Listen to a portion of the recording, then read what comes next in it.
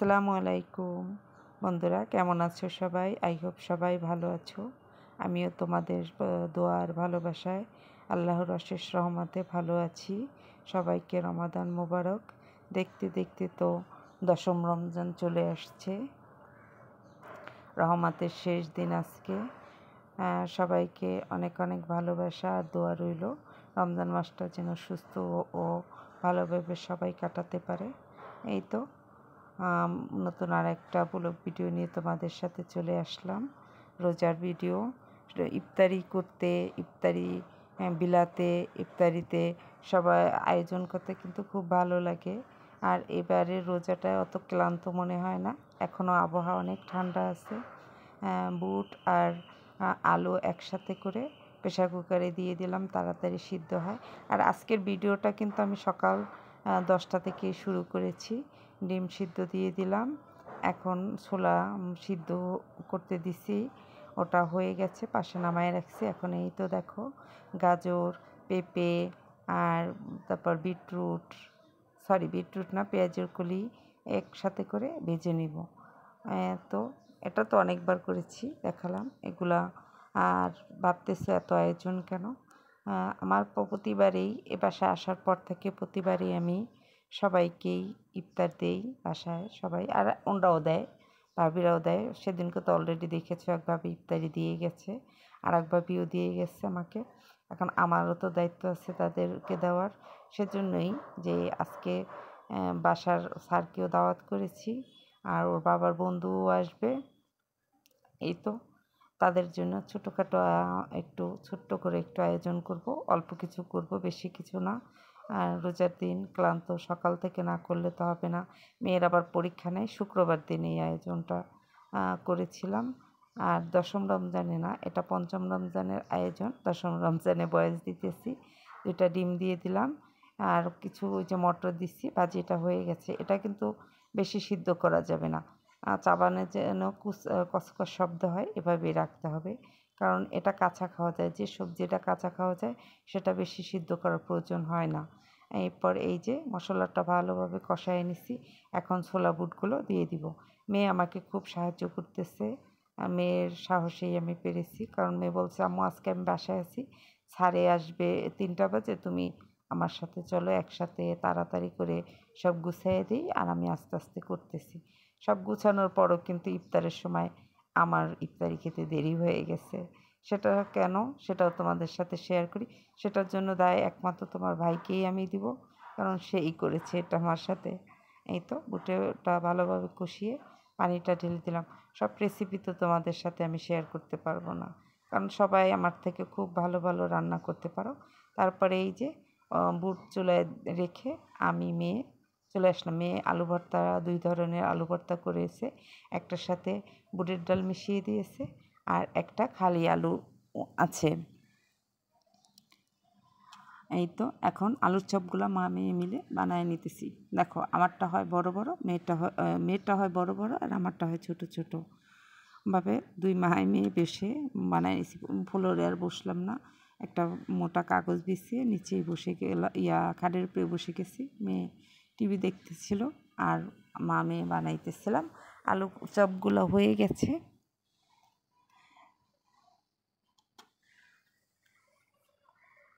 এখন আবার এই যে ডিম চপগুলো বানাইতেছি আমি। ঠান্ডাটা এমন বসে গেছে, গলাটা এখনও সমস্যা হয়। আর ভিডিওর জন্য আমার হাতটা সামনে আনছি, কিন্তু আমারটা ক্যামেরায় ওরকম দেখা যায়নি, ক্যামেরাটা যে দেখা যায়নি আমি খেয়াল করিনি। মেয়েরটা কিন্তু ভালোভাবে দেখা যাচ্ছে, মেয়ে বানাইছে। আমারটা অনেক বড় হয়ে গেছে। আর ডিমের এই চপটা আমার মেয়ের খুব পছন্দ, ও সবসময় রেডি করে দেয় আমাকে, আমি তারপর ভাজি। এই তো 2 মা মেয়ে মিলে বসে বসে গল্প করতেছি আর বানাইতেছি। আসলে মেয়ে যদি বড় হয়ে যায়, মার জন্য কিন্তু খুবই সুবিধা হয়, অবসর টাইমে গল্প করা যায়। আর আমার মেয়ে তো অত বন্ধুবান্ধব কলেজে নাই, ওর কোনো ফ্রেন্ড করে না, ও কলে ওরকম মোবাইল চালায় না। আমার মেয়ের কোনো মোবাইল নেই, একটা বাটন ফোন আছে, যা কলেজে গেলে আমাকে বলে, আম্মু আমি আসছি, আবার রওনা দিলে বলে আমি রওনা দিয়েছি। এইভাবে এর জন্যই দেওয়া হয়েছে, ওর কোনো স্মার্টফোন নেই, আর আমি ওকে দেইও না। ভেবেছি যে যখন ভার্সিটিতে উঠবে তখন দিব। আর সবাইকে রিকোয়েস্ট করব, তোমরা সবাই আমার মেয়ের জন্য একটু দোয়া করবে। আমার মেয়ে এবার এইচএসসি পরীক্ষা দিবে, সবাই দোয়া করবে।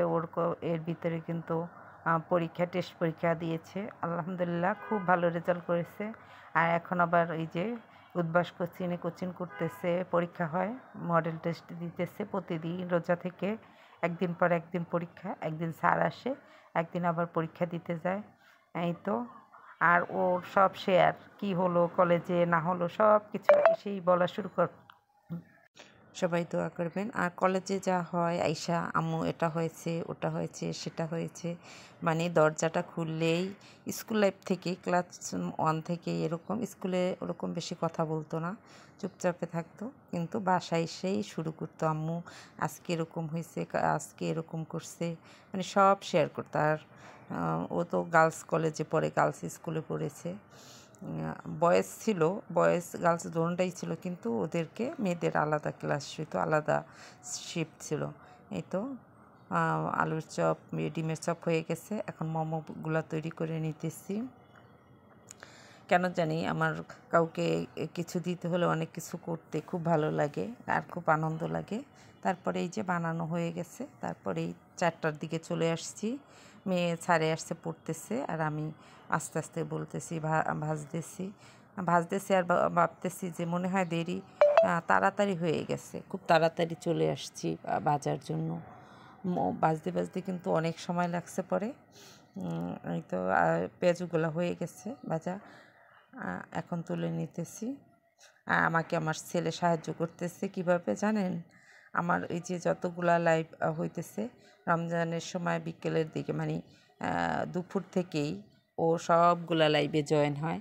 সবার কাছে বলবো যে ও অনেক সময় কমেন্ট করতে পারে না, অন রেখে দেয়, তোমাদের কাছে আমি ক্ষমা চেয়ে নিচ্ছি, তোমরা কিছু মনে করো না। আর অনেক সময় অনেকগুলা আমি আইসা দেখি অনেকগুলা করে ইমোজি দিয়ে দেয়, তোমরা কিছু মনে করো না। অনেক সময় কারো একটু কম হয়ে যায়, হলে তোমরা আমাকে এসে লাইভে বলে দিও যে আপু তো আজকে এই কয় মিনিট কম দিয়েছে। আমার ছেলের কোনো দোষ নেই, আসলে ও তো বুঝতে পারে না, ও তো আর এর সাথে যুক্ত না। আমি করি, আমি জানি। যদি 10-5 মিনিট কেউ আমার কাছে পেয়ে থাকো বা এর চেয়ে বেশি পেয়ে থাকো, আমার লাইভে এসে বলবা, আমি পরের দিন ওটা দিয়ে দিব তোমাদেরকে, ঠিক আছে? এর জন্য মন খারাপ করার কিছু নাই। এই তো পেঁয়াজু ভাজলাম, আলুর চপ বেগুনি সব ভাজা হয়ে গেছে। এখন এই যে ডিম চপগুলা সকালে করে একটু ফ্রিজে রেখে দিছি, যার কারণে খুব সুন্দরভাবে সেট হয়ে গেছে সব কিছু। এখন ডিম চপগুলা দিয়ে দিলাম। আর ওই যে বললাম তোমাদেরকে যে ইফতারি সব রেডি করে সবাইয়ের কাছে আসরের নামাজ, মানে সবাইকে দিয়ে এসে নামাজ পড়ে আসছে। আর খুব খারাপ লাগছে বানাতে না, সবার বাসায় দিয়ে আসতে, কারণ কেউ 4তলায়, কেউ 5তলায়, কেউ 6তলায় থাকে, এরকম সিঁড়ি বেয়ে বেয়ে যাইতে। আমার ছেলে আমার সাথে গেছে, ও রোজা রয়েছে, সবাইকে দিয়ে আসছি। এই তো বেয়ে দিয়ে আসছি, উঠতে খুব কষ্ট হয়েছে, নামতে অত কষ্ট হয় না রোজা থেকে। বুকের ভিতরে দেখি ধরপড় করতেছে, এত কষ্ট হয়েছে। তারপরে এই যে বিরিয়ানিটার জন্য মাংসটাও রান্না করে রেখেছি, তোমাদের সাথে ওটা শেয়ার করিনি। আর এই তোমাদেরকে হাত তোলানোর জন্য আমার কিন্তু আবার মেয়ে ছেলেকে ঘুষ দিতে হয়, মোবাইলে গেমস খেলতে দিতে হয়, ও গেমস খেলবে আর তোমাদেরকে হাত তুলবে। পোলাওটা বসায় দিছি, এখন এই যে মোমোগুলা ভেজে নিতেছি। আর আমি তেলে ভাজবো না, আর একবারে ভাপাও দিব না, দেখো কিভাবে করি, আরও ওদিন দেখাইছি, আবার দেখায় দিতেছি। এটা কিন্তু খেতে খুব ভালো লাগে, ক্রিস্পি হয়। তারপরে এই যে আতপ চালের কিছু গুঁড়া, অল্প একটু গুঁড়া পানির সাথে মিশায় ঢেলে দিলাম। আগে তেল দিয়া তারপর পানি দিতাম, এখন ওই পানির সাথে একটু আতপ চালের গুঁড়া মিশিয়ে দিই, যাতে পিছনে একদম মশমশা হয়ে যায়, খেতে খুব ভালো লাগে। এই তো টেনে গেছে। এই যে মাংসটা আমার রান্না করা হয়ে গেছিলো, ওটা তোমাদের সাথে শেয়ার করতে পারি না, কতগুলো করব বলো, কাজ করব, ঘরে আরও কাজ আছে। আর এগুলো করছি, আবার কাপড়ও ধুইছি, আর বাথরুমগুলো ধুইছি, মেহমান আসবে ঘরের ভিতরে, ধোয়াই ছিল। তারপরও ছেলের ওয়াশরুম ড্রয়িং রুমে কিছু কিশমিশ দিয়ে দিয়েছি, মাংসটা দিয়ে দিতেছি, আর সব আনুমানিকে রান্না করছি, আলহামদুলিল্লাহ খুব ভালো হয়েছিল, লবণ টবণ সব ঠিক আছে। এই দেখো সবগুলা কেটে রেডি করে ফেলেছি, যে ফলগুলা কেটে নিছি, ওগুলো আর শেয়ার করি না, কীভাবে করবো বলো। এখন প্লেটিং করতেছি, সবাইকে দিব। প্লেটিং করে তারপর বাসায় বাসায় নিয়ে যাইতে হবে। এই তো আলুর সব দিয়ে দিয়েছি, সব কিছু দিয়ে সুন্দরভাবে একটা প্লেট সাজিয়ে নিচ্ছি। প্লেটটা মনে হয় ছোটো হয়ে গেছে, এর চেয়ে বড়ো প্লেট আছে স্টিলের, কিন্তু সেটা কেমন লাগে, স্টিলের প্লেট নিয়ে যাব, সেজন্য এটাই নিয়ে আসলাম। মেলামিনের বড় প্লেট, ছোলা বুট দিয়ে দিলাম। এখন একদম ফুল হয়ে গেছে। এখন ফলগুলো দিয়ে দিব। কোন জায়গায় বসাবো বুঝতে পারছি না, জায়গা নেই আর। মালটা দিয়ে দিচ্ছি, তারপরে এই যে আঙ্গুর আর অ্যাপেল দিয়ে দিচ্ছি। এখন নিয়ে যাব, চেক করে নিই ফাইনালি যে হয়েছে নি। খেজুরও দিয়ে দিচ্ছি, ওই যে দেখা যায় না অনেক ভিড়ে। তারপর সবাইকে দিয়ে এসছি। এই তো আমাদের প্লেট রেডি করলাম। কী জন্য দেরি হয়েছে, শেষ সময় তোমার ভাইয়া তার বন্ধুকে নিয়ে একটা তরমুজ নিয়ে আসছে, সেটা কাটবে কি কাটবে না, কিভাবে কাটবে, এরকম সেরকম করে। পরে তাড়াতাড়ি আমি, তুমি যাও আমি কেটে দিই, তাড়াতাড়ি পরে আমি কেটে দিয়েছি। তাদেরকে পরিবেশন করতে গিয়ে আজান হয়ে গেছে, আমার মানে দেরি হয়ে গেছে ইফতারি করতে। এই তো ইফতার পার্টিটা কেমন হলো সবাই জানাইও। সবাইকে অনেক অনেক শুভকামনা ও দোয়া রইল। আজকের ভিডিওটা এই পর্যন্ত। সবাই ভালো থেকো, আল্লাহ হাফেজ।